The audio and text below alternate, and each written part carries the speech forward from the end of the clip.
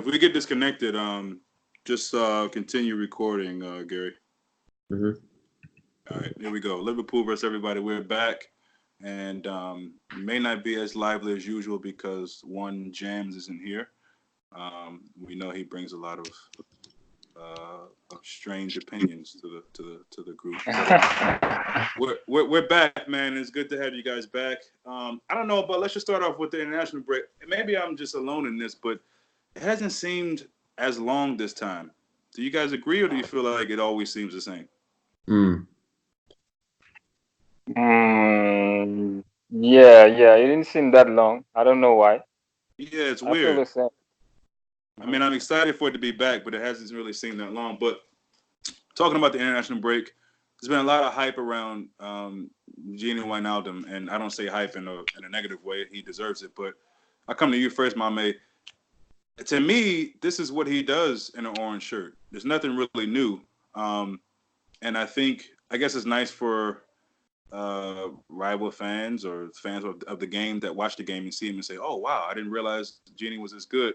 And then there'll be people who say, well, why doesn't he do that for Liverpool? Obviously, there's two different managers, two different ways of playing. But just speak about Genie and is it just more of reassuring to you of how good he is, or you feel like Germany is a bum team anyway, so there's not really much to gauge from Genie's performance in the international break? No. Genie is really good, huh? I always said it. He's very technical. I always thought that he would make a good number 10, you know, or false nine. And if you remember Klopp in that Barcelona game, the way he played him as a false nine. You know, obviously it didn't work out, but I see him doing this for Holland, and I don't know why. Well, maybe we don't need him to play that way. I just insist that we just don't need him to play that way with us. Yeah, I mean, he's played almost every position for Liverpool besides keeper. He's played center back for us. He's played number 9. I'm sure he's been on the wing at some point in the midfield, of course. I think when we got him, I think Klopp saw him as a guy that he can do just what he's doing with him. Obviously, Newcastle had a totally different role. He was getting goals. He was one of their top goal scorers. So he was a guy that people were looking for to actually get goals. And this team, obviously, we know that he can do that. Obviously, the Barcelona game is a game that people would go back to reference an example of that happening. Gary, as far as Genie, man, talk to me. What are your thoughts about his international performances and just how they compare to performances at Liverpool? Do you feel like Mame feels he could be a number 10, or do you just feel like it's two different teams? He does two different roles. I think with Ronaldo, he does two different roles. With obviously Liverpool, he plays more of a deeper role. Breaking up possession. Stopping counterattacks. He's good at keeping the ball. As I said, I think I've said it many times. I think Ronaldo is brilliant at keeping the ball. He doesn't lose that very often. And with the role he plays at Holland, it's more of get in the box, get goals. He used to play this role at Newcastle. He scored 11 Premier League goals for Newcastle in his first year. He came to Liverpool, and he was sort of playing that more advanced role as well, where he'd get in the box and score big goals in big games. You look at it, you think Arsenal scored at home in the 16-17 season. Chelsea scored at City. All big games, got an assist against Spurs. But since the start of the 17-18 season, Klopp's played him in a much deeper role. He's played as a holding midfielder at times, playing as a number 6. And there's this new way of playing with us where we have midfielders. They're the ones that support the back four. Not we don't really tell them to get in the box. It's more just keep it solid and let the fullbacks bomb on and let them supply for the front three. So with Ronaldo, I've said he's very versatile. He can play different roles. He's played on the left. He's played in the middle. He's played as the number 10. He's even played as a striker at times. He played as a false nine away at the new camp, didn't he? I said Ronaldo plays different roles, and he's scoring goals for Holland because he's playing in a more advanced role. So there's no problem with me, and that's the way Koeman wants to play it, and he's obviously getting the best out of him. Yeah, I just think it's good to see Genie doing his thing internationally. I think the main thing for us is that, knock on wood, I almost feel like I might jinx it, but hopefully, so all the international games over? Yeah, so Yeah. yeah, yesterday was the last set of games. So no injury scares, then I guess. No, nothing really. Okay, cool. Yeah, Not that segue. we heard of. Yeah, I mean, I'm almost pinching myself the fact that we have no injury issues. May that continue. But no, of course it is good to be back and actually watch some football. I think beyond the Netherlands versus Germany game, there wasn't really much for my liking to see. So I just ended up watching the Barcelona Liverpool games back, and maybe I watched a little bit of the Super Cup and some Liverpool versus City games. But we'll get into Newcastle in a minute. On that injury issue and guys coming back, it looks like Allison is back in training. I'm pretty sure Liverpool will be a bit careful with how they deal with Allison coming back. I definitely don't see him suiting up for the Newcastle game.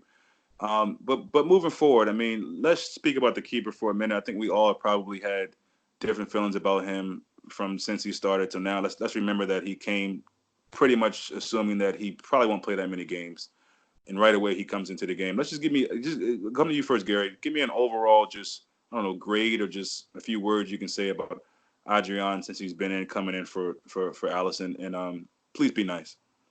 Yeah, I mean, overall, probably 7 or 8 out of 10. I thought he's been solid. I don't think he's done much wrong. I thought obviously the Southampton mistake he made, that was poor. There's been a few moments where he's been a bit rash. The Chelsea game, he obviously conceded a penalty, which I didn't think was a penalty anyway. So I wouldn't really blame him on that. Arsenal, he had a bit of a shaky moment when he came out, and then Aubameyang had the chance. But I thought he's been good. I mean, he's made some important saves. I think his passing is much better than Simon Mignolet's, definitely. Um, so I think I've no worries at all with Adrian. I said after the Southampton game, he's made a mistake. He's not going to do that again. As I said, I'm completely fine with Adrian. Let Allison take his time. We don't want Allison to come back and then not be 100% fit, and then obviously get injured or you know get a longer injury. That's what we don't want. Just let Adrian, let Allison. I keep getting those two names mixed up. Let Adrian continue until Allison is 100% fit. Manchester United is probably the game apparently where he's going to come back, but I can see Allison coming back much earlier. I preferably would have wanted Allison coming back before the Chelsea game. That's in a week and a half time, but to be honest with you, as I said, Adrian, I'm completely fine with him right now until Allison's fit. If it was Mignolet, I wouldn't have had this same confidence. But Adrian's come in Mm. and it's been this new sort of fresh air, as a number two.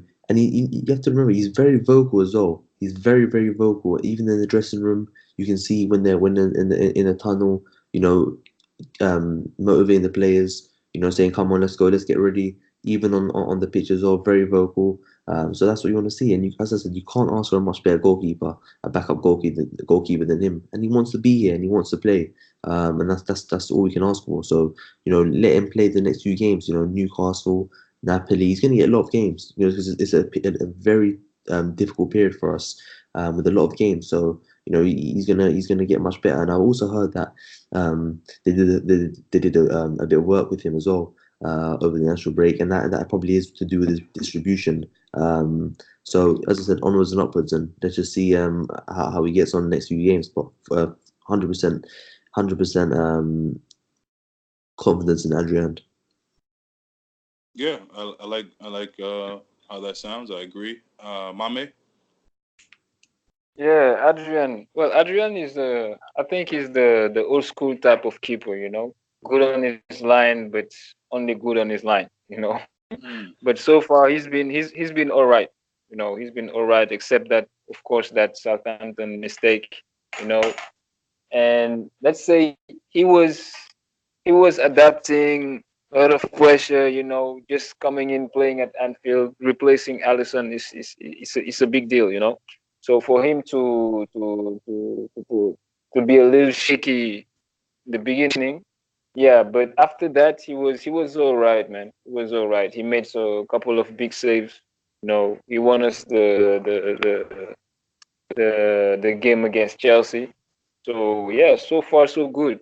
But hopefully Alisson gotta come back and reclaim his spots. At least it's better than having someone like Mignolet or Karius, man. Yeah. It's an upgrade from them. Yeah. I mean, I think the biggest thing to take away from it is that it doesn't feel like we have a weak link now. Whereas in the beginning, I think, I mean, we've all seen Adrian play for West Ham, and I guess we could all say that he's a decent keeper at best.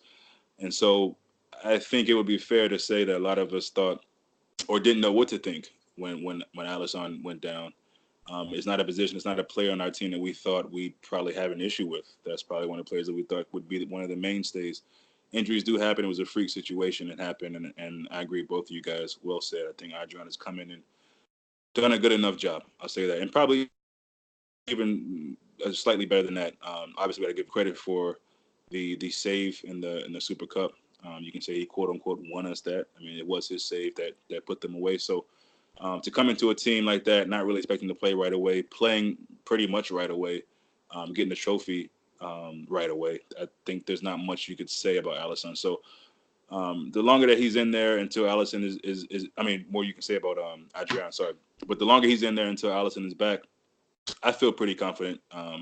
So pretty good on that situation. Moving forward, Newcastle come to town. The first of Gary, I know you usually know this. What do we have? 7 games in 14 days or something like that? Well, I think we've Yeah. got, I think our next, from now until the international break, we've got 4 league games, 2 Champions League games, and 1 League Cup game. Okay. So on to Newcastle. Well, against Newcastle at Anfield. Look, it's Anfield, and that always bodes pretty well. One of you guys, correct me if I'm wrong. We played them last season home. Was it 4-0? Yeah, 4-0 on Boxing Day. Okay, and then I Oh, think it was no. 3. I think it was 3-2 at their place. But Mm. so Anfield is always going to be a factor in it, and it's almost like we're already a goal up being at Anfield. But Mommy, I'll come to you Goes first. up.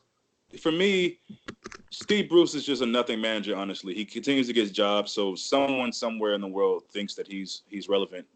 After saying that, though, Newcastle haven't been nearly as bad as I thought they would be, and it's still early in the season for everyone. But beating the likes of Spurs, drawing away to I think it was away to Wolves, 2 really good. I think tough teams are going to give many teams in this league trouble. They've been able to get good results from.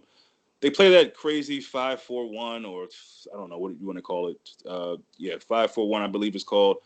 So just talk to me about what they've done so far this season. I don't really want to get into a whole do they worry you, because at this point, as Liverpool supporters, if we don't have confidence in Liverpool, we just will never have that. I think Liverpool have continued to prove that we really don't have much to fear with this team year on, year out. And I think at this point right now, we're just on a different level. This Newcastle team will be probably one of the first real bus parking teams we'll see in a while. I mean, even Burnley came and played a little bit more football than I think Newcastle will play. But yeah, just talk to me about, I don't know if you've seen any of their games or seen their results. Talk to me just about what you think about Newcastle, maybe some of the players that you think could cause us some trouble, just in general, their team so far this season. Yeah, Newcastle. Well, typical Newcastle game, man. They will park the bus and we'll beat them. It's Anfield, you know. I think I watched one of their games. Was it Arsenal or something like that? I Yeah, don't. I they can't they were remember. kind of unlucky in that game. That was a decent showing. Yeah, yeah, yeah. They were all right. They were all right.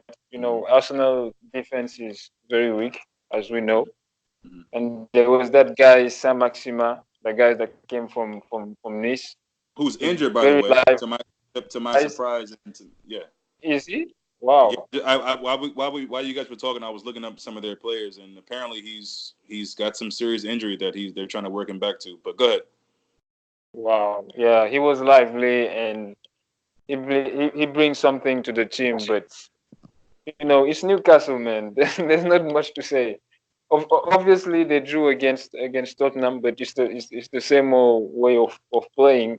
parking the bus and trying to go on the counter and try to get something out of set pieces. Mm. That's what they do. That's all they do. That's all they don't do much. So I think coming to Anfield, you know, they'll be even parking the bus. I think they play 5-4-1 Mm-hmm. and 4-5-1. Yeah. They use both formations.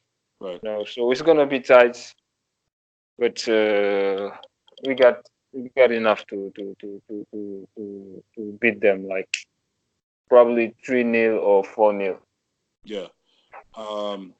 Looks like here he's only played about 40 minutes so far, and apparently he's got a hamstring injury. And apparently he was struggling with something anyway, and they were trying to, and then maybe they rushed him back too early. But yeah, it looks like he might be a serious doubt, if not just taken from the team altogether. But Gary, yeah, Newcastle, kind of the same question. Have you seen anything in them this season that impressed you? Again, I want to stay away from the questions of them bothering us. Not to disrespect Newcastle, but I just feel like Liverpool are on a different level.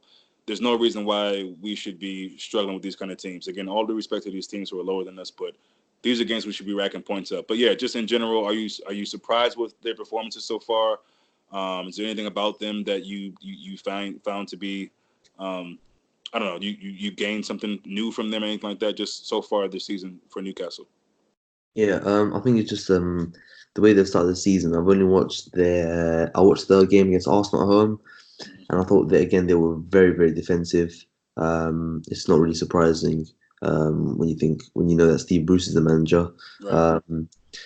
I watched the Norwich game, but it was only highlights. I watched the Spurs game in full when they beat them 1-0 away, and that was a pretty impressive defensive performance. Sticking their bodies on the line. I thought they were quite dangerous.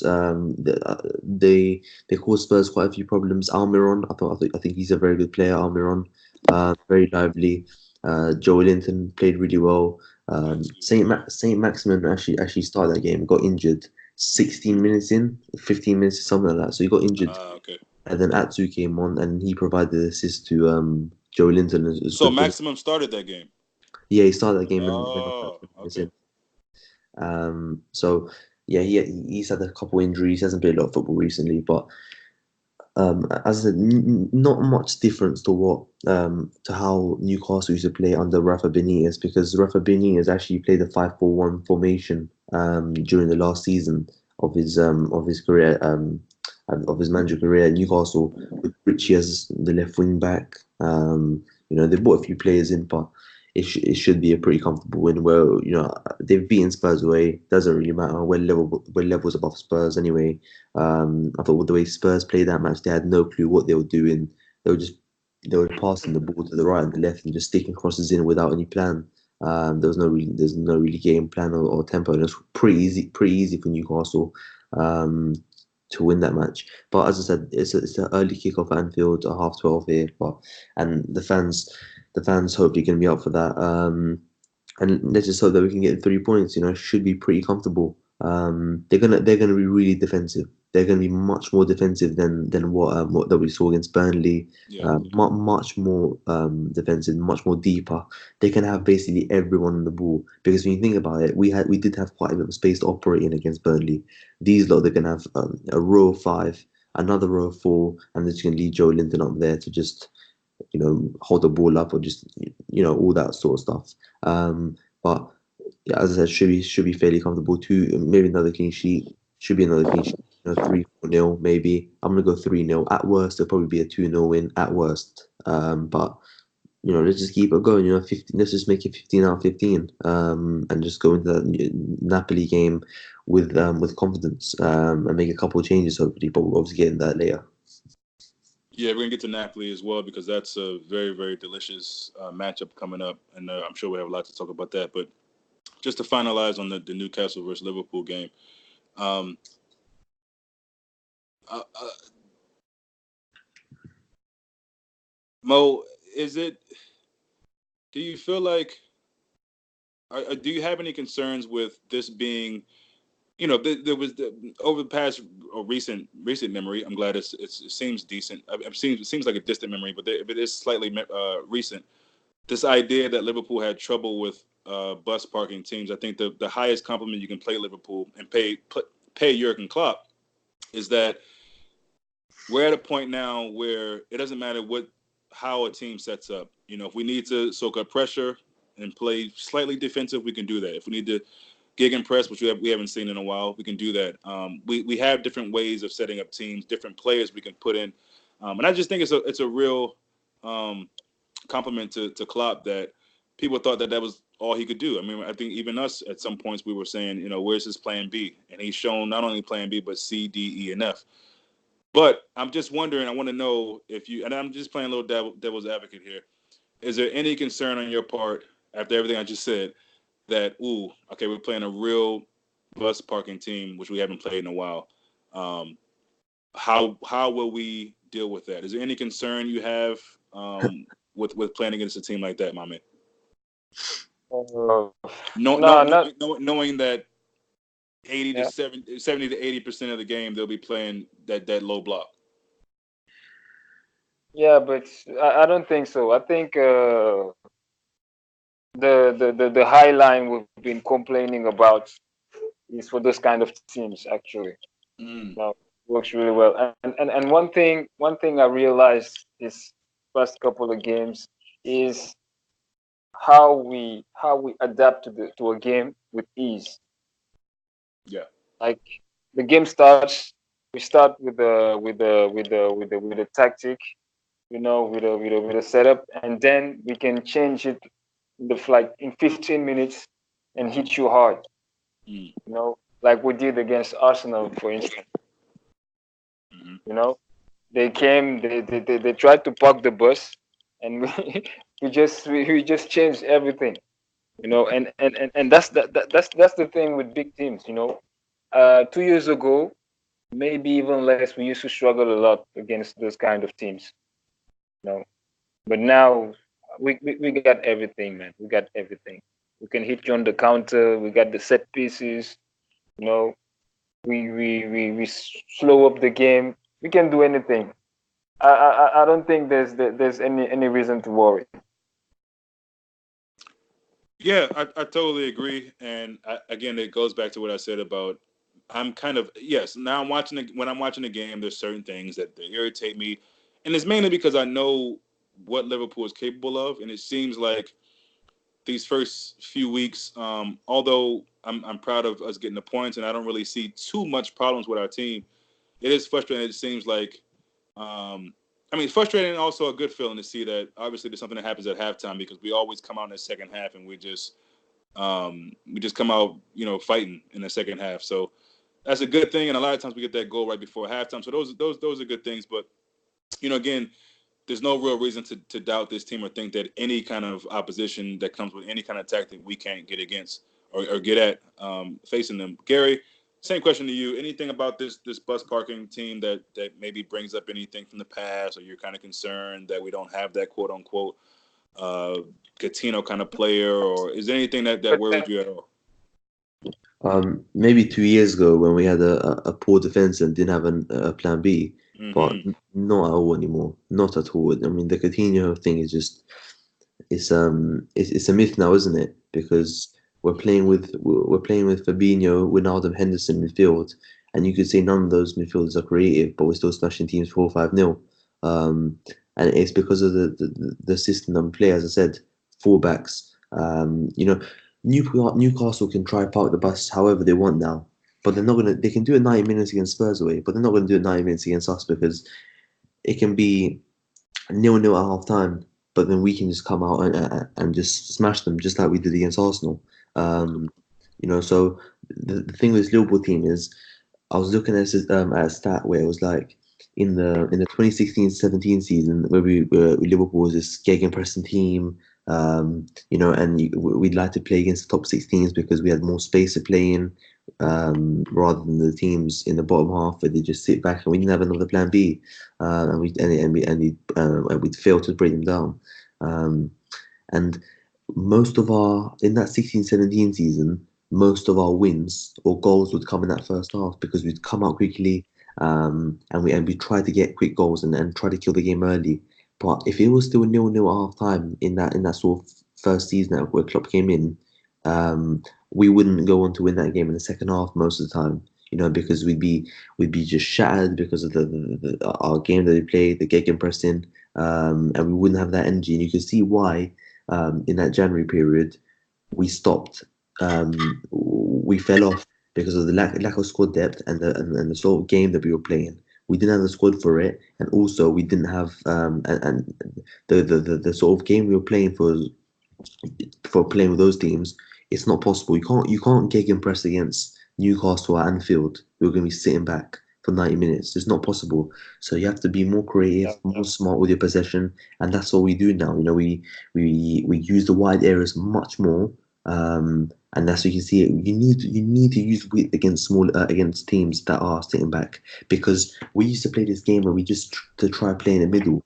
And we just be overcrowded. But now we use the width, Robertson, Alexander-Arnold, and you stretch the pitch. You get your players in the box, and anything can happen when you put a ball in the box. An own goal, a goal, anything. So, as I said, no problems at all, and we should be fine on Saturday. As I said, it'd be a shock if anything happened if we didn't win the game.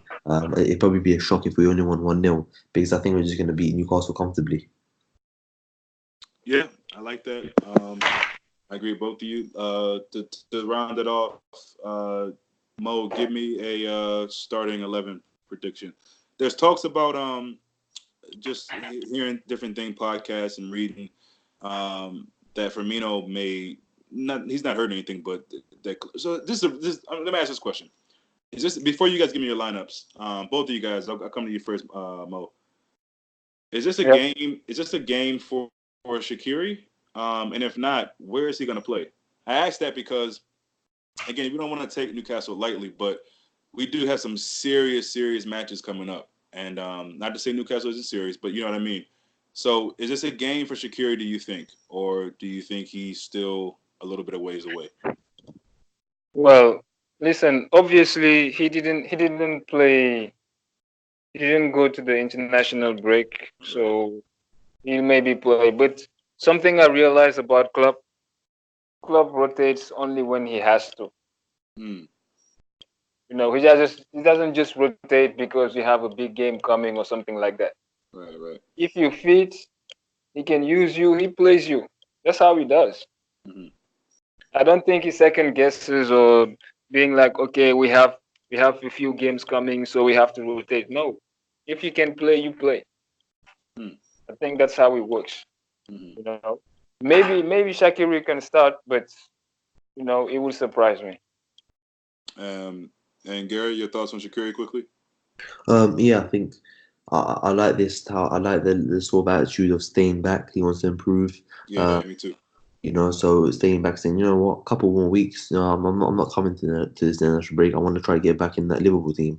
Yep. And you know what? I look at this and I think, could this be a game for Shaqiri? Possibly. It could definitely be that sort of game. And you know what?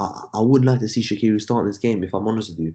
I think I would like to see Shaqiri start in this game. I think why not? It's not because of resting players, but a case of that sort of, as you said, that sort of creativity. And he was really coming up big this time last year. I saw that creative spark. That can whip a ball in. Yeah.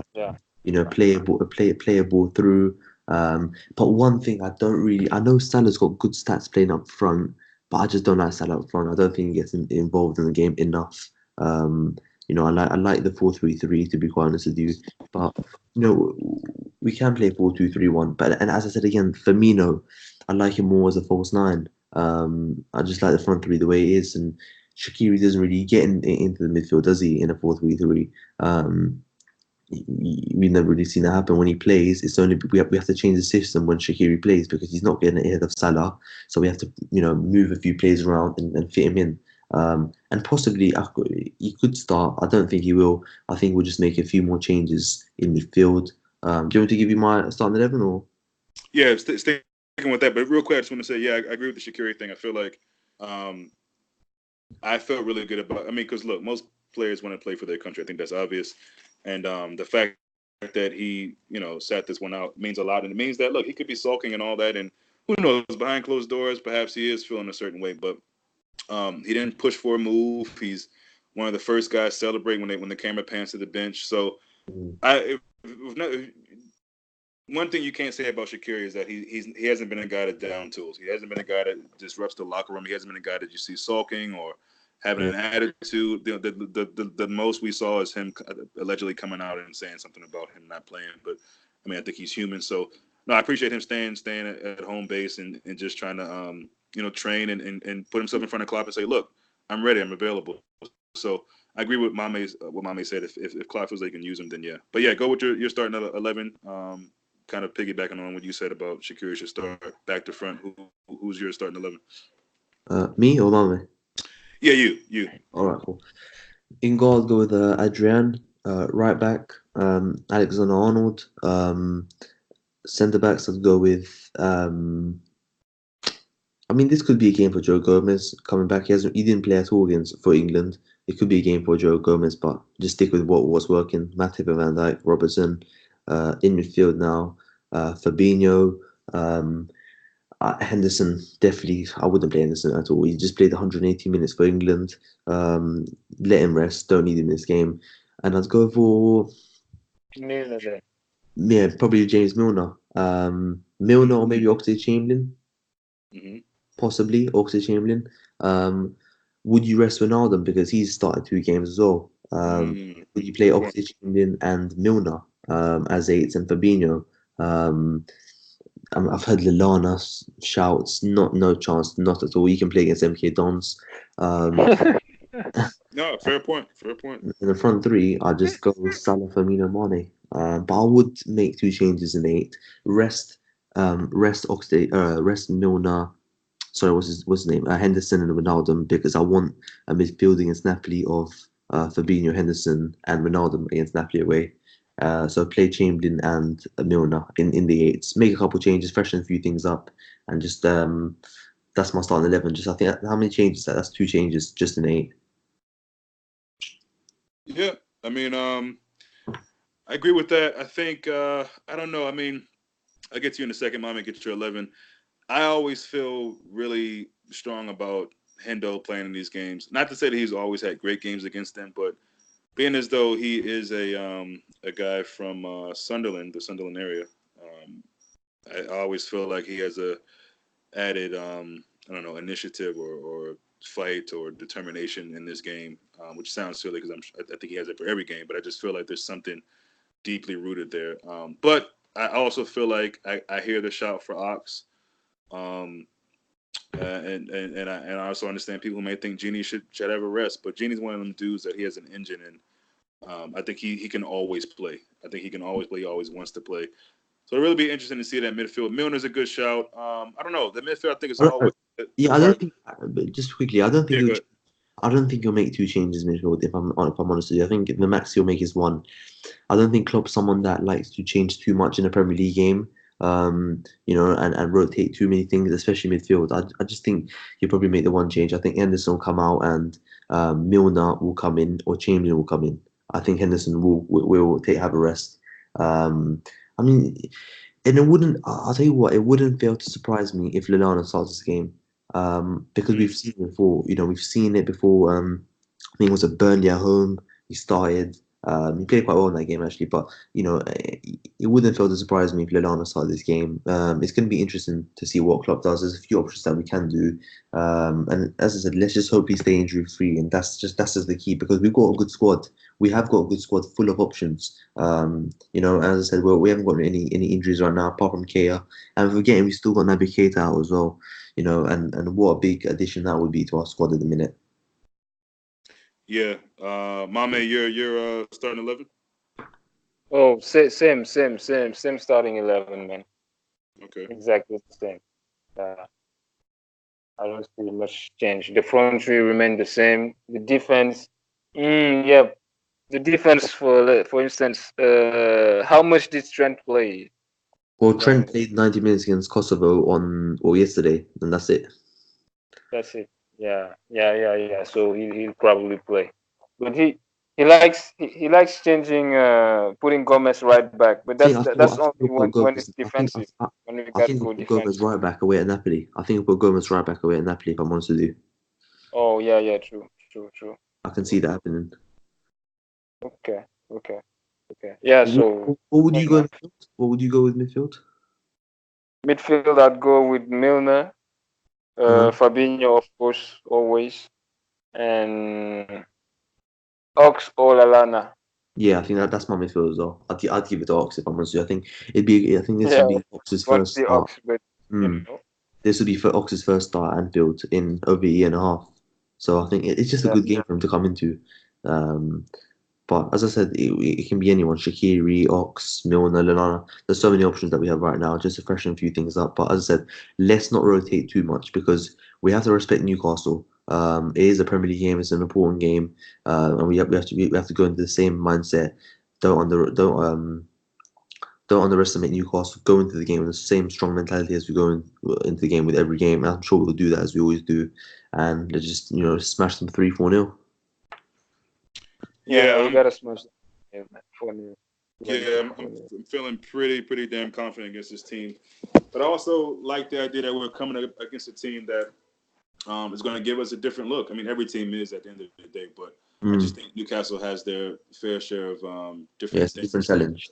Yeah. And it's a different challenge, and it's one that I think the boys will be ready for. And honestly, I feel like it's almost a good thing if Newcastle find a way to frustrate us because again, with personalities like Van Dijk, even Hendo, I think it's really time for everybody to really start respecting Henderson at this point moving forward if they haven't before. But the personalities, Milner, even the front guys, Firmino, I just think they have this thing in them where it's like it doesn't matter how long it goes, how much they get frustrated, they'll find a way to get goals by hook or by crook, set piece, whatever the case may be. So again, that gives me so much confidence going into any team, let alone a team like Newcastle, who on paper we should be beaten, on green grass we should be beaten, but could have certain different or a few different wrenches that they throw on their armor. So moving past Newcastle, obviously that's their first game in Champions League.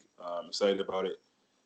Napoli, they've had a Again, yeah. They've had a really interesting start to the season.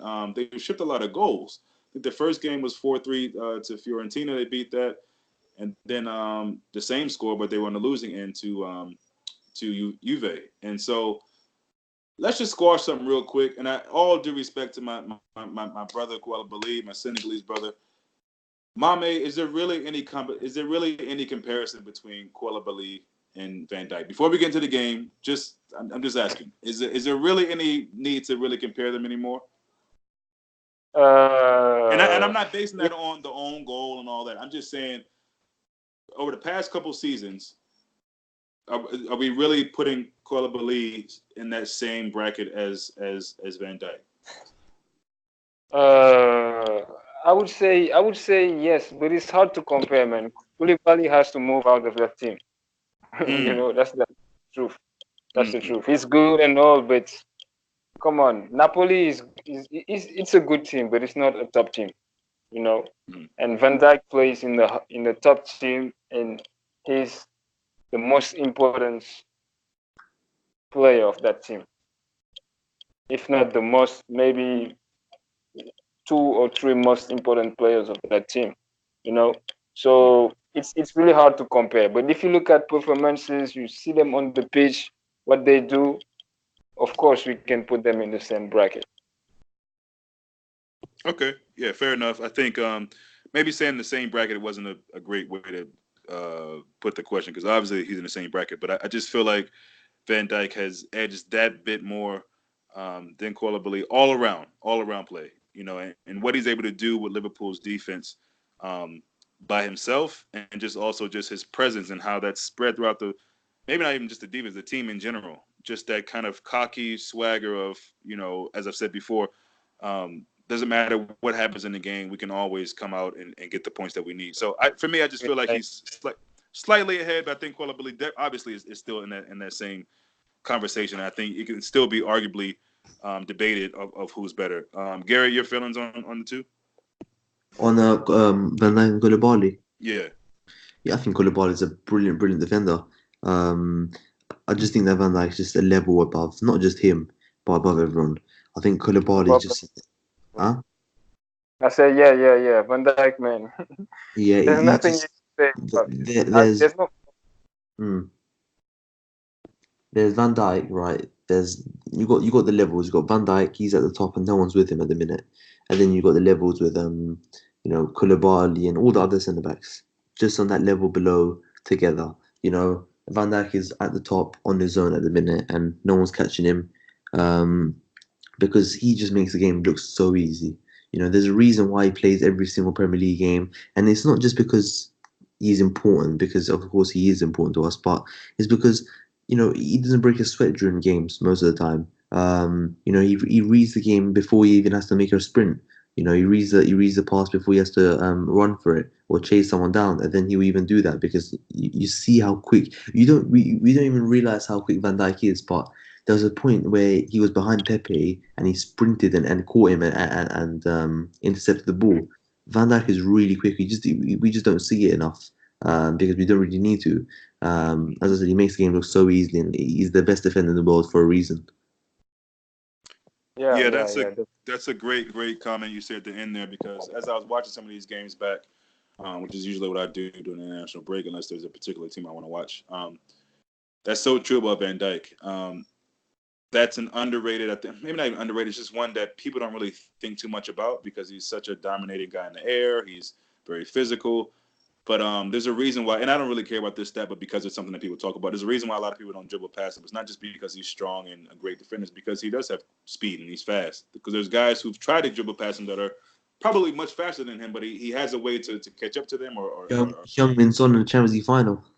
yeah, I mean, and even I was watching that City game back. Sterling had a chance there at the end where he probably should have squared it over to the fullback. I forget his name right now, but and Van Dijk catches up to him, and we know how fast Sterling is. So, I just think the dude is just a complete. I mean, there's not really, if any, flaws in his game. I just don't see anything that is a loose end. He's not a Sacco or Lovren or Skirtle where you think, man, this guy's going to make a mistake. And how good does it feel to know now that not just him, Matip as well, like, and Gomez when he's in, there's not too many mistakes that we can really see coming.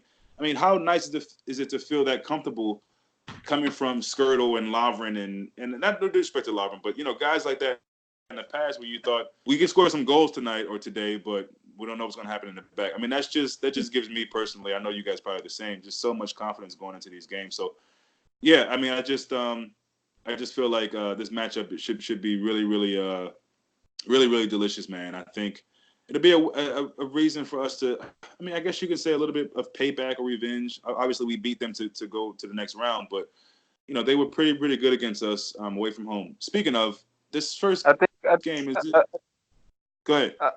Sorry, yeah. I think this time it's gonna be different because Fabinho. Yeah.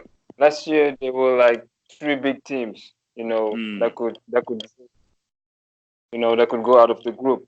mm, But now this it's only two. So I think it won't be that intense between the two of us. yeah. Yeah. I mean, You know. I think yeah. I don't know. I'm looking for a really good heavyweight clash between these two teams. Again, I feel like Napoli probably haven't haven't been as good defensively. I mean, the score lines show that, and if you just watch some of the highlights, or if, I don't know if you guys watched the full game, but you can just see that as good as Koulibaly is, They bought that Banderas as well. say again, Yeah, but They bought Manolas is Banderas. not. is he fit? Is he playing? Sorry. Yeah, he started. I think he started the last two games. Okay, Yeah, but okay, he had really bad games, man. yeah. Yeah, I I watched. thought he was good with Roma. I think he's a decent defender, but I don't know. When I think of Molinas, I don't really look at him as top 10 in the Just world. But I average. mean, And he's probably yeah, put No, but of I mean those Lovren. performances he played, those two games he played, he was yeah. really bad. He probably put him in the So back. I mean, I'm thinking they Lovren. probably thought. I'm thinking they probably thought, hey, we'll put him, in the defense with Koulibaly, and that'll improve us. I'm sure that's what they had in mind. But again, it's two games. I mean, who knows? I mean, they may show up really big against us in the game in the Champions League. game. So, but we'll see. But is that game? Is it at Anfield or is it away? Away. Oh, Oh it's wait, away. Okay. It's on a Tuesday actually, so it's 3 days after the Champions League one. Okay. Yeah. So that should be fun. But again, I don't know if this is overconfidence or what, but I only have Liverpool to blame because I just feel ultra confident in this team. Whereas probably not last season, but maybe a year or two before that, there were certain teams we came across in Europe or maybe even the Premier League where you thought, ooh, I don't know about this one today.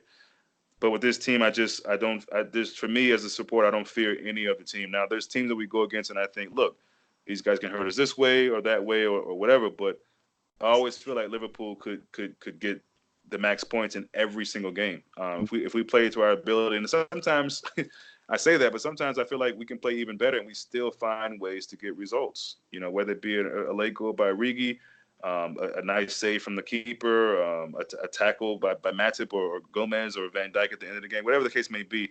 I just feel like these guys always just find a way to get it done. So that gives me the ultimate confidence in the game. Back to the Newcastle game. Can I get a score prediction from you, Gary? I'm gonna go 3-0. I just think they're gonna. I think it's gonna be quite easy. I don't think we're gonna bat them 4-5. If we could do, but I just think they're gonna park the bus for the whole game and not even come out of their half for the whole 9 minutes. Yeah, I mean, I do think it'll be much like the game last season. Again, Anfield is it's literally an extra man on the field. It really is, and how the togetherness has come not only with the squad but just the fan base and the squad and the team together. The club in general has been an amazing thing to see. Mo, what do you got for a score prediction? I'm going with 4-0. Ooh, okay, all right. Yeah, All right. Now, is that a 4-0 that we just bust them from the beginning, or do you feel like Newcastle could frustrate us for a while and then we just start getting goals? How do you think that'll go? I think we'll score in the first half. Okay. Okay. Yeah, we'll score in the first half. And just continue that in the second half? Okay. Yeah, then we just take it slow, but we still get those goals. Yeah. No, because it's a period where we have a lot of games, so we have to score early and play more securely. Mm. Not waste too much energy. Before we get out of here, it's an irritating thing for me to talk about this because I just feel like guys who don't come to Liverpool, whatever the reason was, it just didn't happen. It wasn't meant to be. Not to say that if it's a particular player that I like, if we're going for him again and the club feels like it's fit for him to come, then cool. But let's just talk about Nabil real quick before we get out of here. And I'll come to you. Yeah, that guy. I'll come to you first, Gary. I'm sure you feel the same way I do. Who gives a damn? But I'm just curious to know you guys' opinion and maybe some of the people in the comment section when they see the clip. But knowing that you probably don't care that much, can I just ask you, what do you think it was as to why we didn't go for him? Do you think, like myself, I think I could be totally wrong. I think Klopp and the board and whoever, Edwards, whatever, they work together on all these players. But I think there's a lot of times where guys who maybe the scouts or whatever might say, look, Jurgen, look at this player here. And Jurgen might think, he's cool. But, like with Salah, I don't think Jurgen was all in on Salah at first. You know what I mean? So, and I think that's fair, and if you're proved wrong, quote unquote, then Salah's even better than I thought. So I think with Fekir, I think he was open and considered him coming to the club, but I just feel like at the end of the day, he pulled the triggers. I felt like he thought he didn't really fit the team. What do you think? Do you think it was the injuries? Do you think it was, Lord knows, what do you think it might have been as to why he didn't come to our team? There's so many different stories that we've read. And it's like we don't know which one. I think the agent probably knows. He's told. He's the former agent of Naby Fekir. He's basically told to Fekir to shut up now because Liverpool. He said that Liverpool didn't do anything wrong with the deal. Fekir says his knee was fine. Obviously, you would say that, wouldn't you, about yourself? Right. But listen, he had an injury in, I think, was it 2014 and 15? He had an injury where he only played 9 games. There's a knee injury. and apparently, and he gets he misses quite a few games. So I'm not too sure really. I mean, I don't understand why you do a medical, then you do an interview with the club, you take pictures, and then the deal's off. I don't see how Liverpool could back out of the deal. I mean, they can obviously, but I don't know. I don't see why we'd go in that far and then back out of it. Do you understand what I mean? So, and the knee injury could be a problem, and it could be something that Liverpool have seen that they didn't want. They didn't want it to care. I mean, there's a few FSG out. Lot. They're a funny bunch, those ones, but they said that we wanted. So this Fakir deal, right? It happened in June. It was, I think, June 8th, where it was supposed to get confirmed. And we on the Friday he was supposed to sign, and then apparently the FSG outlaw are saying that just hate FSG. They said that we wanted Allison instead, and we thought, yeah, we haven't got the money for Fakir, let's go get Allison instead. But that Allison deal had to happen a month and a half later, so that's not even possible. So I don't understand what that theory's come from. Obviously, they create a lot of them. As I said, they're a funny bunch of people who talk nonsense, but. If I'm honest with you, I don't know. I can't give a proper answer. My feeling, I think it was the knee. People are saying it's a structural impairment. I don't agree. I think it was something to do with the knee that Liverpool pulled out the deal. In my opinion, I can't. I just don't know. I don't know at all. When I read the thing that Fakir said, I read it, but to be honest with you, I can't. I don't really care anymore at all. I'm not interested the one bit. Just you're at Real Betis. If you were this player that was going to come to Liverpool and tear it out for £50 million, why didn't anyone else go and get you for the following summer? This is what I mean. Why is he at Real Betis for £17 million, £20 million? It doesn't make sense, does it? So there has to be something wrong. Why is Naby Fekir not at another big club, at Bayern Munich or something like that? Bayern Munich needed an attacking midfielder because they lost James Rodriguez, so they went and got Coutinho instead. They could have got Fekir for 20 million. So I just don't understand. I don't understand what at all. So he's gone to Betis for 20 million. It's probably a step down. It is a step down, isn't it? So I just don't understand really. I'm baffled. I was just baffled by it, and I'm still baffled by it. I would like to know the truth. He says he doesn't know the truth, but I'm pretty sure he does. His agent does as well, his former agent. But as I said, couldn't care less anymore. But I think it was the knee that was the problem. But I probably am wrong. Yeah, I mean, who knows? We're just kind of speculating because I'm much like you. I don't really care. I think it's an interesting topic that it continues to find a way to keep coming up. I really don't get that. Whether it be him saying something. He's talking about it. Yeah, but it's just so like it was definitely not Liverpool, but I just feel like why I don't. But anyway, since he brought it up, I feel like let's give it a discussion. But Mame, your feelings on Fekir and why he didn't come? Well, to tell you the truth, I don't know the exact reason, but my guess is physical, man. Not only the knee. Fekir cannot play 90 minutes. I haven't seen him playing 90 minutes either for Lyon in the Champions League, in the French league, the national team. Never, ever, ever. Yeah. Yeah. Brilliant point. I've never seen him. Yeah. I've never seen him play that 90 minutes. And of course there's the knee too, and with our style of play, that Gegen pressing we were playing, could Fekir really handle that? That's the problem too. Then I heard that there were some that they wanted to raise the price at the last minute or something like that. I don't think so. I don't think so. And even like you say, Gary, yeah, why is how much did they sell him for? 30 millions? Yeah, £20 million, 22 million. Fine. 20 millions. There's something wrong. There was something wrong with him. That's the thing, because Lyon, I can remember Lyon before talking to us, they were talking about 70 millions or something like that. 70 million, yeah. So yeah. Anyway, I'm glad we didn't get him. And yeah. On that point about the minutes played, I mean, I honestly, I always thought Fekir, and I still think I haven't seen him play at Real Betis, but the guy can play. I think that's Yeah, obvious. he is a good player. Oh yeah, technical, all that. I mean, set pieces. From Yeah. what I can see, he can use both feet. I mean, he's a good player. But again, Klopp's not getting a guy who can't run. If you run out of steam and you can't finish in 90 minutes, I think Klopp thinks, what am I? You're useless to me. You got to run on this team. I mean, there's a famous line. Go ahead. And that just shows us that number 10 was never a priority for Klopp. I've been saying it for the longest, man. And Klopp had one of my favorite lines from Klopp after a game was he said he was yelling to the players, "Run or I kill you." Now, obviously, we know he doesn't really mean that, but that just epitomizes who this dude is. He said, because the guy was like, "What did you tell him at halftime? Or why, you were yelling a lot, you were gesturing a lot in the game. What were you saying?" He said, "I told him to run or I'll kill him." And I think they know that. They know that if you don't run, you're gonna have to hear from Klopp. I mean, Genie's been coming out saying nothing. I didn't take this in a negative way. I don't think Genie took it or Klopp did.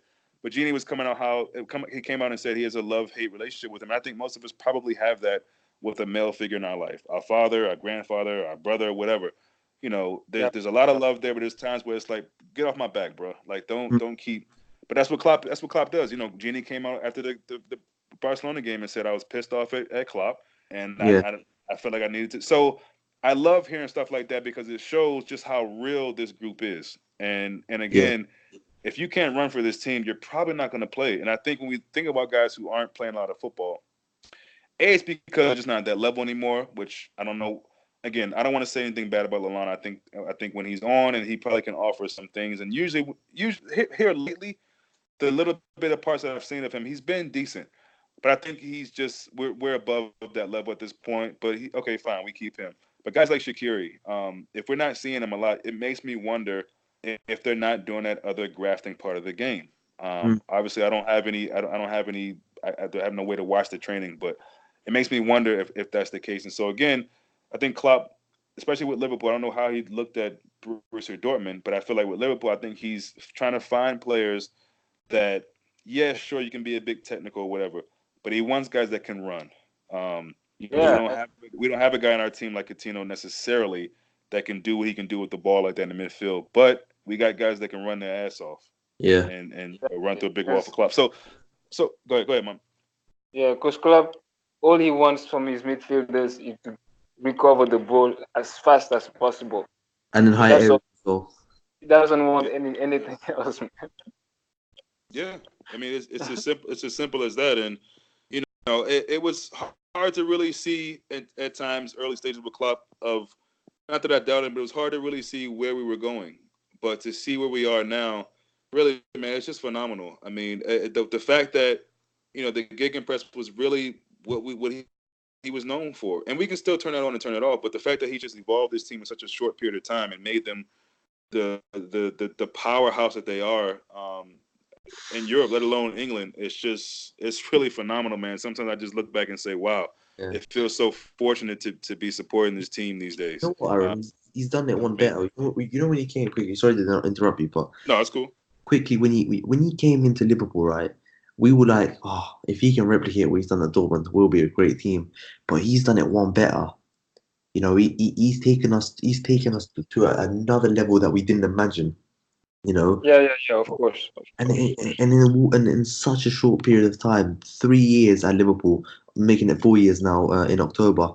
At this level, the what we've seen with Klopp is an improvement every single season. When he came in October, we saw what he wanted to play.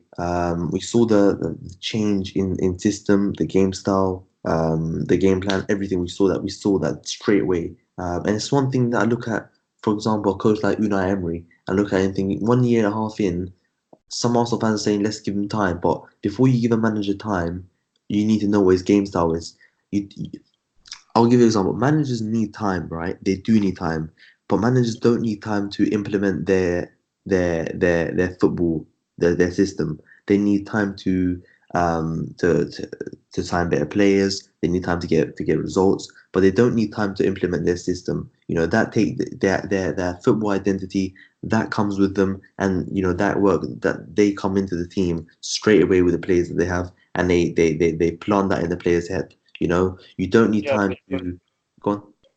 but I think there are two kind of managers. You know, there are managers like Klopp that can build a team. Even Pep, if you can say so, with the budget he has, there are managers that can build a team. You know, train them, make them successful, and Mm, other managers that cannot build team. They yeah, just they have to have they come in the club, they already have a good team, then they go on with that. You know, and Unai Emery is that type of coach. yeah. We look at it, we think, what is Arsenal's style at the minute? Like what sort of what sort of system do they play? What do they play? A three at the back, four at the back. Do they play high intensity pressing? Do they play defensive? You don't know. When Klopp first came in, and we saw that game against Tottenham away in his first game, we knew what we were doing. This high intensity pressing football. We finished eighth that year. Didn't really care about the league. Got to two finals, lost them unfortunately. Next year, we signed a few players on a 70 million budget. That's it. We finished fourth, brilliant achievement. The next year again, we finished fourth, so no really improvement in the league. But we get to the Champions League final, and then we see a massive improvement, and we get 97 points, and we win the Champions League. And as I said, we're only going to get better, and I think we're going to win the league this year. But it's so important that we can go. We're four wins in a row right now in the Premier League. At the last year was six in a row. We can go seven, eight wins in a row and more than that. I think we can beat Newcastle, Chelsea away. We have to go to a big team like that and beat them away from home. Sheffield away, have to beat them. Leicester at home, have to beat them. We go to United away, and I want to see a much better performance. Much better performance. I'm going to be at that game. So I want to. Don't want to be traveling 4 or 5 hours to Old Trafford to go watch some of the performance that we've seen over the previous years. So I'm looking forward to that game definitely. To go see what Old Trafford's fine to see what how Old Trafford actually is. If it's a library or not. But as I said, we need to go to Chelsea away and win. I know we're going to beat Newcastle. Napoli away, as I said, I think we can beat them. But I think Chelsea away is such a big game. If we can go away and just make a statement, it's not good enough a point away at Chelsea. They're a decent team, but they're not nothing special. They're not No, some.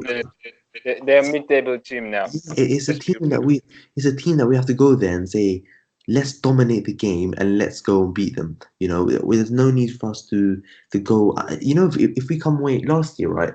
Chelsea were like 18. They had 16 out of 18 boys. I mean, they brilliant start on Sarri, and we nearly lost that game at Stamford Bridge, and we took that point. And it was a brilliant point because we nearly lost. But this year, I don't think I'd accept the point. To be honest with you, I think we need to go away at Stamford Bridge and win. Just like we need to go in Old Trafford and win. You see City, they always dominate Manchester United at Old Trafford. They've won their last three Premier League games away there, and we haven't won since 2014. So we need to go there and win. We had such a big opportunity last year, and we blew it. And as you said, that could be one of the games that we lost the title in. But um, as I'm very optimistic at the minute, very confident, and as I do think we'll win the league this season. Yeah, look, man, City has set a standard, and let's just be real. We need to be aiming as long as Pep is there and City is that team. This might sound crazy, but for me, it's just reality. We need to be aiming for 100 points every season, and that's just what it is. And we cannot afford to slip up at all. And we got to remember we only lost one game last season. Probably should have got more wins than the draws that we got. But I mean, there's really very little room for error. It just is. And people talk about the Invincibles with Arsenal and all that. I don't know if that's needed, but all I'm saying is that as good as City are, and when I say that, I don't mean that they're better than us. I'm just saying they're at a level where they make Liverpool work that much harder. And I think City probably feel the same way. It's like Liverpool push us, and Yeah, yeah. I think that we make them work yeah, much harder. yeah, Pep yeah. said And, last year. and I'm sure Pep is pissed off about that drop, those 2 points dropped. I'm sure he is. Of course, of Mm, Um, course. Really mad. so, He was really, so really mad. yeah, yeah. So going back to the transfers for a second, I'm sure we all have our certain feelings about that, not getting transfers and things of that nature. But look at all the teams, not just in England, bro. Look at all the teams in Europe and how almost panicky teams are with getting dudes. PSG has like 4 attackers now. Um, that's just a European wise. Allegedly Barcelona was trying to get Neymar to add to Griezmann. Suarez and Messi. You know, look in the Premier League and tell me if you guys can tell me at least. I'll say two. Tell me two guys that are really hitting the ground running and make these other teams look great. I can think about Ceballos, who's looking decent, but he's kind of up and down. He looked terrible against us. Other than that, so my point is, getting new players is cool, but when you have a solid core, sometimes you don't have. Liverpool doesn't have time to be waiting for guys to get acclimated. We just don't. We really don't. And we still have players that has to get acclimated. Yeah, yeah, exactly. So it's like when you look at it in hindsight, it's like, you know what? I respect the fact that Klopp, while we're going through it, yes, it's like, oh, it's frustrating because you see Spurs doing things, United, Arsenal. But when you really think about it and look where we are now, it's like, okay, you know what? I can go with this because, again, we're trying to accomplish some serious goals, guys, and we can't have any passengers right now. Not to say that we would have gotten guys and they wouldn't hit the ground running, but that's never a guarantee. Yeah. And again, give me an example of anyone. I don't know if you guys can. That's really hitting the ground. So again, those other teams can probably afford to do that. Go ahead. Yeah, I said no one. I mean, I just want to say something as well because go ahead. Over the summer, right, I was in constant argument with these sort of FSG out fans, and Twitter was so toxic during the summer. They're so toxic. They still exist. Yeah, right. They still exist, but what I said, I remember saying it, right? I said to some of them, I said, no, I put out a tweet, and they all bit, and they all started arguing, yep. And I said, Liverpool, I said, we just won the Champions League. We got 97 points and we won the Champions League. And people were like, no, you know what? Look, Chelsea's improving. They got Pulisic. I was like, they just, look at this. I remember, I've got the tweet up right now. They said, let's go through the teams. And he said, all right, cool. I said, let's go through it. He was like to me, we lost Sturridge and Moreno, so we're already 2 players short. I was like, yes, Moreno, big difference. And I said, he played 160 minutes of football and Sturridge scored 2 Premier League goals. So that's nothing that Origi or anyone else can't do. And we signed no one, right? But a few kids. But I said, look at the team that we already have. Chelsea, he said to me, they signed Pulisic. I was like, okay, cool, but they just lost Eden Hazard. Man United, he said to me that that they've strengthened Wan-Bissaka, Maguire, and Daniel James. I was like, okay, cool. So what do you want me to say? That they're going to catch us with those 3 signings? He says City have signed Rodri. I was like, okay, cool, but they just lost company. And I couldn't care less what City do. He said Spurs. Do you remember all these overreacting fans saying Spurs are going to catch us because they signed Lo Celso? So Lo Celso is out until November, late October, with a hip injury. Ryan Sessegnon is still injured. Who else did they sign? They signed one more. Ndombele, he's actually injured as well right now. So you look at it and you think, all these players again. Look, all 3 of their signings are injured. You know, Arsenal, Nicolas Pepe, he's going to take time to get up to speed. You know, telling me that all these teams are signing these best players, they're trying to get up to our level, and they were telling me that we've stood still, that we haven't done this. It was just so frustrating. And I was on the phone with someone, and he's a decent mate of mine, right? Not anymore because he was a decent mate of mine, and not anymore. He was an FSG out guy, and he said to me, "Oh, he just ran on the phone for an hour." And he said to me, "Are we gonna? Do you think we're gonna win the league this season?" I said, "Yeah, I think we're gonna win it." And he started, taking the mick out of me, saying that all you sort of top reds, that apparently because we're positive and we think this squad's incredible, which it is. Apparently we're top reds and all this stuff that we can't say anything bad about the club. And he said to me on Twitter once, I said to him, we were arguing again. I said to him, yeah, I think we can win the league this season. Then he starts getting personal. Then I block him on every platform possible because I don't want people that when you're in a football conversation, you want to talk about football. You know, there's no need that when you don't disagree with someone, you start taking it personal. You know, these are the fans I don't understand. And I said that we are going to win this league this season. And he said that, why are we going to win the league when City have bought Rodri, Cancelo, and we have bought no one? I said, because I think this squad's still incredible. And you know what? This squad, I said, can go up to another level. And I said, Chamberlain's going to be like a new signing. Kate, when he comes back, is going to be brilliant. We're going to have Gomez coming back as well. You know, all these players are going to be, you know, look at Firmino. Firmino's looking so sharp right now, and he's giving us something different, you know. And all these players are hungry, and they're only going to get better and better, you know. So I didn't understand this, and I love it because I know we're going to win this Premier League this season. I love it, and I'm going to put out a tweet and say, I said to them at the start of the season before the City game, sorry I'm rambling on it, but just get someone notes. Cool. I said, before the City game and the community shield, I said that when we start winning a few games and we go and I said we're going to beat Norwich. I said we're going to beat Chelsea. I said we're going to beat Southampton, Arsenal, but we're going to beat all these teams. I said before the start of the season. And when we start winning, everyone's going to put their dummies back in their mouth and they're going to start sucking in it and praising this team. And that's exactly what they're doing. I don't see any more FSG out tweets anymore. You know, I don't see it. And these fans like these don't deserve to celebrate a Premier League title when they've been slagging off the team, slagging off players like Wijnaldum, slagging off players like Henderson because they're not these fat fashion quality players, these nice on the line like De Bruyne, like Bernardo Silva, these technically gifted ones. Because when they bought the Champions League 2 months ago, and a few weeks later they were ranting about not spending money. And look us again, we just look so much better. And I said, fans like these don't deserve happiness and the trophies that these players give to us.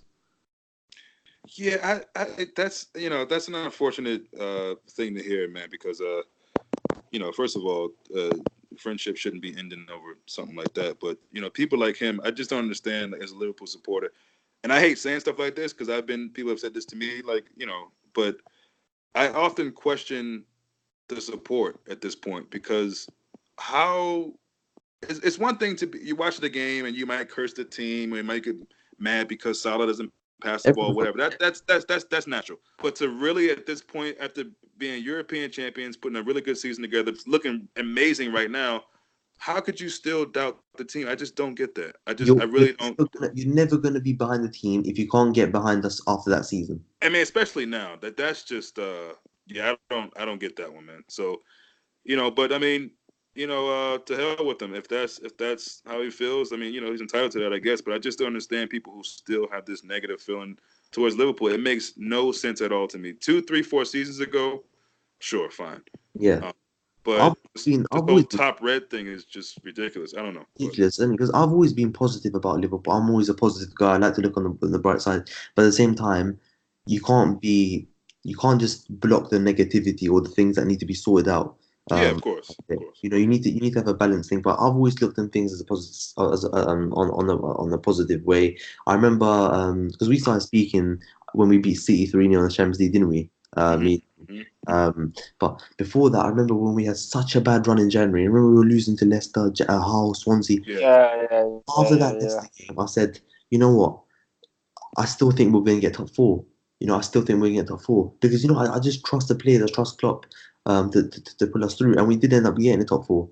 So I always like to look at things in a positive way. But as I said, if something's wrong, something's wrong. So you can't not say it. You have to be balanced. You can't just be completely positive and just block out all the negative things that are happening. But right now, I don't see any negative things that happen at Liverpool Football Club. To be honest with you, you can't really point one, can you? Yeah, I mean, again, it's just it's almost like because you're human, and it almost feels like it's too good to be true that you kind of look at things, and I think that's where some of us kind of get to nitpicking. It's like, but yeah, what can you really be upset about? I mean, there's nothing. And again, and I mean this because there's been some, especially this season, where we haven't always looked great in the first half, but we ended up winning the game, and the scoreline shows who dominated the game. Even in the first half, we're not getting goals, but we look like we can get goals. I just feel like Liverpool have slowly but surely made me just that much more calm while I'm watching them play. I mean, it's just the Burnley a lot game, of it, of course, comes. Say again. Remember the Burnley game? We were 2-0, I'm just coasting clear. Yeah, I mean it's and again, I'm glad you brought that up because one thing I got on Liverpool a lot was getting muscled by other teams, and I think playing Burnley and handling Burnley the way we handled them, I think I can probably put that to bed. There's still some moments there, like in that Charity Shield game. There's certain things I was like, I don't really like certain guys getting muscle off the ball, but that can happen from time to time. But all in all, I just feel like that's the biggest thing that makes me so proud. Well, one of the biggest things that makes me so proud about this team is that we're not getting punked anymore. I mean, we saw so much footage of Fabinho and Suarez in that game. We saw Robertson and Messi, and this team is just made of something different. And as a supporter, it's frightening to see in a good way. But so I can only imagine how other supporters feel like when they see Liverpool on the schedule for the weekend. It's just like, and I think Liverpool is slowly but surely getting to that way that City were in the league so long. It's like, okay, well, we'll take some of these lower teams. Like we'll take the L this week. Let's try not to make it too ugly, but Mm. we're not going to beat this team. I think teams are slowly but surely saying, you know what, this is another city, or when they see cities, this is like another Liverpool part 2. We had to put this on the losing column. So again, I mean, so much thanks and appreciation goes to this club and the manager for just getting this team to where they are now. It's also the thing as well. Is like what we ask them when you look at big teams, you think, you know, when they're going on a run of games, right? You look at it and you think, let's see. It's all great when everything's rosy in the garden, you're winning games of football in a row, right? But when you take an L or you have a bad result, you know, are you stronger? Is it when the going gets tough for this Liverpool team, they stand up.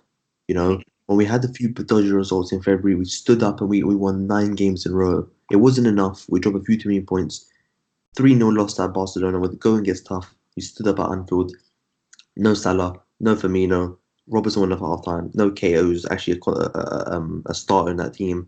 And we beat them Barcelona 4-0. So this team can score goals in different ways. They can score scrappy goals. They can score brilliant goals. They can score crosses. They can score everything, right? They can score everything, set pieces, everything. So, and we can play. We can play to the likes of Burnley. We can play to their style. You know, bullying them. We have that physicality now. We can play nice. We can play brilliant football. We can play press in possession. There's so many styles right now in this team, and so many plans where it's like, if this isn't working, we can switch. You know, and it's so adaptable. Like Mama said a few minutes ago.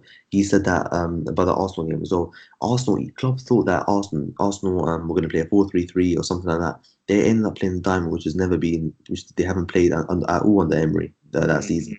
And look at the way that we adapted straight away. You know, so quickly. You know, because when you plan for something to play a certain formation, you know, it can be tough sometimes to adapt and, you know, play in different spaces and all that stuff. But we adapted so quickly and we won that game again with ease. So, as I said, this team, let's just enjoy it while we can, man. Let's just enjoy every single minute, every single match we get of this team. I'm always looking forward to watching us, you know, because this team is brilliant. And as I said, Klopp may leave in 2022.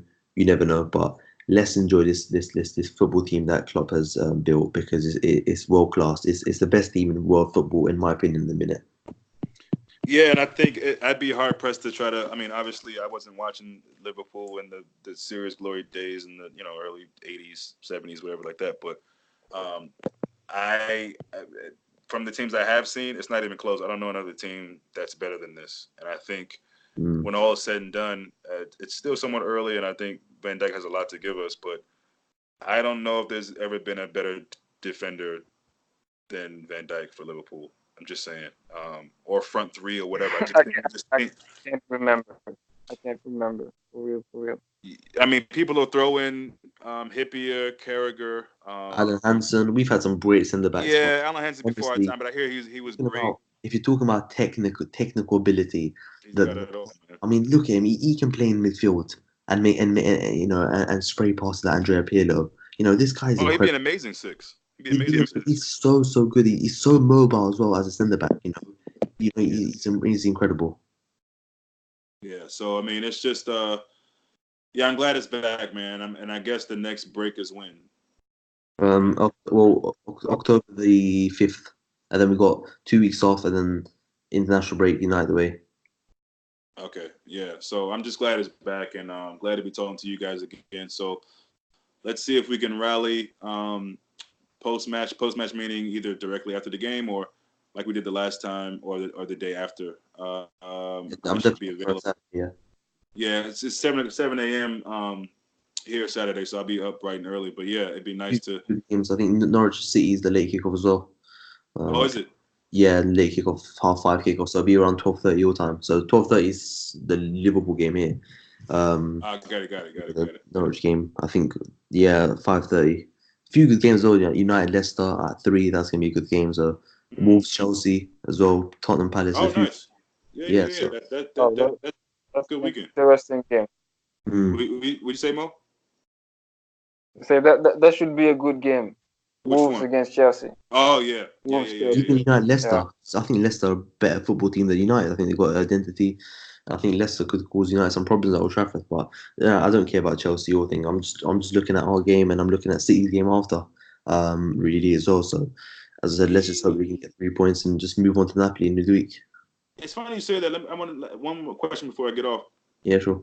I think I was gonna say until I saw Spurs not doing so well. I think they're gonna fall off this year. I think Pochettino isn't happy, and it'll be interesting to see what happens with them. But I was gonna say by default they're probably the third best team. But maybe I'm alone in this. But I think Leicester could get up in that top 4 this year. It's still early.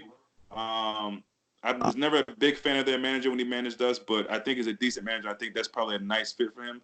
But Yeah, they could be trouble this year. I mean, it's not trouble, but they could be the Yeah. top 4, one of the top You 4. look at the team. You look at the team. You think, yeah, I go on. think the third place and the fourth place have never been that open.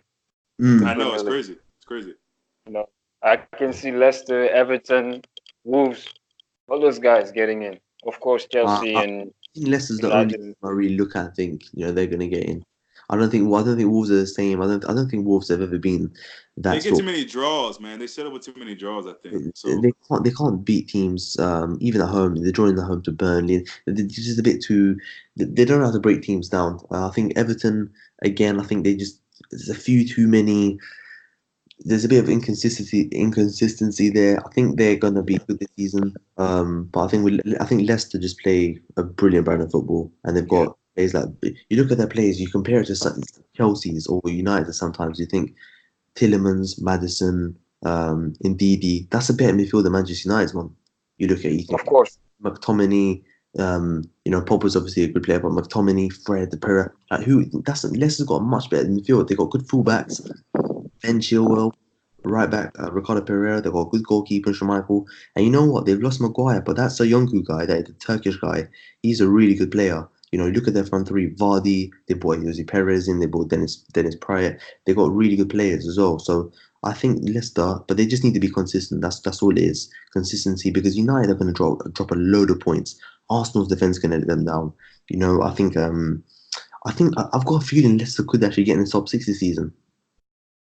Yeah, I'm thinking 4, because let's be real, like United are already 7 points behind us or something like that, 6 points behind. Chelsea 7 points. I mean, Spurs, United, and Chelsea on 5 points, and Arsenal's on 7. I mean, and again, I hate to be like the prisoner of the moment. It is still early, but nothing about those so-called other teams in the top 6, if you will, Arsenal, United, Chelsea. Chelsea, you kind of get, they didn't have they couldn't get players this off season. They got a very inexperienced manager, in my opinion, inexperienced. So you get that, but none of those teams, Arsenal, United, I mean, nobody really looks like they're ready to really fight for the top 4 spot. So I don't know. I don't see why not. I don't see why Leicester couldn't get in that top 4, top 6 for sure. But even pushing it up, I think this should be what Brendan Rodgers is telling his team. Like, look, let's get in this top 4. We got a good squad. We stay healthy. Why not? So I don't know. I see them definitely top 6, but maybe even top 4. But we'll see. But this might be the best weekend so far as matches. So I'm looking forward to seeing those games, and then maybe watching some of the other leagues around Europe as well. But yeah, man, let's thank you guys always for making time, man. I know it's late out there, so I really, really appreciate it. And let's see if we can rally after the Newcastle game. Yeah, definitely. Nice one. Thanks for being on, Aaron. All right, boys. See you. All right. Take care.